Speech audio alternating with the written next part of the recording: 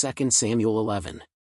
At the return of the year, at the time when kings go out, David sent Joab and his servants with him, and all Israel, and they destroyed the children of Ammon and besieged Rabbah. But David stayed at Jerusalem. At evening, David arose from his bed and walked on the roof of the king's house. From the roof, he saw a woman bathing, and the woman was very beautiful to look at. David sent and inquired after the woman. One said, "Isn't this Bathsheba, the daughter of Eliam, Uriah the Hittite's wife?"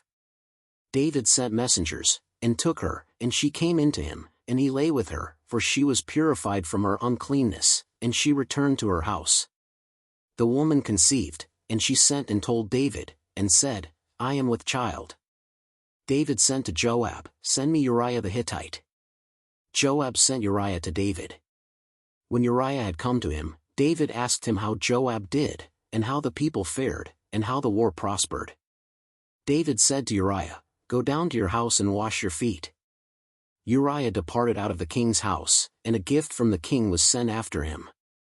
But Uriah slept at the door of the king's house with all the servants of his lord, and didn't go down to his house. When they had told David, saying, "Uriah didn't go down to his house," David said to Uriah, "Haven't you come from a journey? Why didn't you go down to your house?" Uriah said to David, "The ark, Israel, and Judah, are staying in tents, and my lord Joab and the servants of my lord are encamped in the open field. Shall I then go into my house to eat and to drink, and to lie with my wife? As you live, and as your soul lives, I will not do this thing." David said to Uriah, "Stay here today also, and tomorrow I will let you depart." So Uriah stayed in Jerusalem that day and the next day. When David had called him, he ate and drank before him, and he made him drunk. At evening, he went out to lie on his bed with the servants of his lord, but didn't go down to his house. In the morning, David wrote a letter to Joab and sent it by the hand of Uriah. He wrote in the letter, saying, "Send Uriah to the forefront of the hottest battle, and retreat from him, that he may be struck and die." When Joab kept watch on the city, he assigned Uriah to the place where he knew that valiant men were. The men of the city went out and fought with Joab. Some of the people fell, even of David's servants, and Uriah the Hittite died also. Then Joab sent and told David all the things concerning the war, and he commanded the messenger, saying, "When you have finished telling all the things concerning the war to the king, it shall be that, if the king's wrath arise, and he asks you, 'Why did you go so near to the city to fight? Didn't you know that they would shoot from the wall? Who struck Abimelech the son of Jerubsheth? Didn't a woman cast an upper millstone on him from the wall, so that he died at Thebez?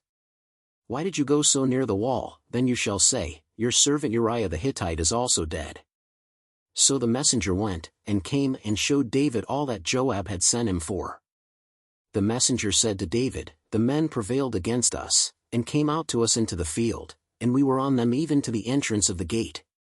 The shooters shot at your servants from off the wall, and some of the king's servants are dead, and your servant Uriah the Hittite is also dead." Then David said to the messenger, "Tell Joab, don't let this thing displease you, for the sword devours one as well as another. Make your battle stronger against the city, and overthrow it. Encourage him." When Uriah's wife heard that Uriah her husband was dead, she mourned for her husband. When the mourning was past, David sent and took her home to his house, and she became his wife and bore him a son. But the thing that David had done displeased Yahweh.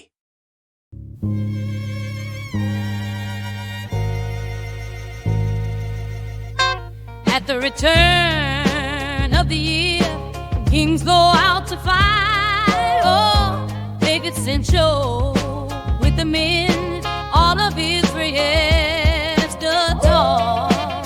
But David stayed behind in peace, his eyes wandering to the night. Oh, this whole world, it spins around, stories of love lost and found. But listen to the sound of grace and love resound. From the roof of the king's house, he saw her bathing there.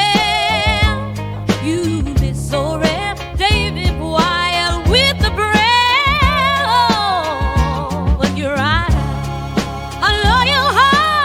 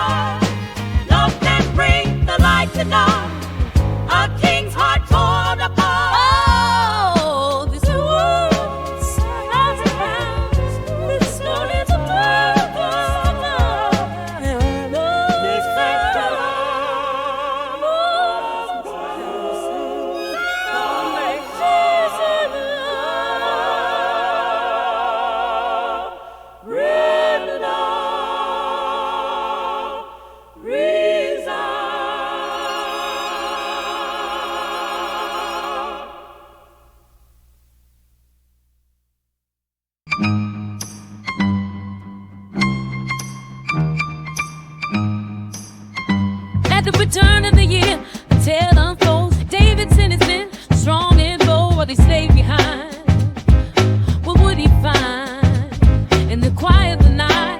All heart intertwined. A woman bathing, so fair she caught his mind. Oh, but the heart it wanders. Sometimes it leads to pain. Oh, heart in a moment, such a heavy cost. He thought he had it all, but all was lost. He quietly named Bathsheba, so sweet. Uriah's wife, a love he'd seek in his shame, but she came, fate intertwined. But shadows loom, the secret hide, passion ignited, all the hearts embrace. When guilt is whispered softly, there's no holy space. Oh, but the heart it wanders. Sometimes it leads to pain. Oh, heart in a moment, such a heavy cost. He thought he had it all, but all was lost.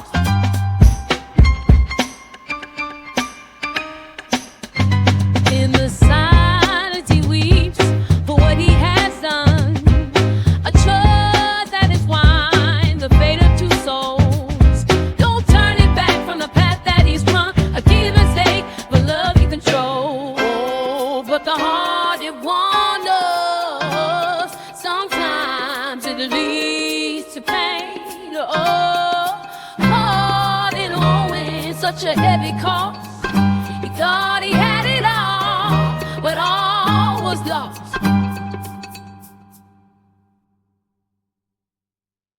Like, share, subscribe now.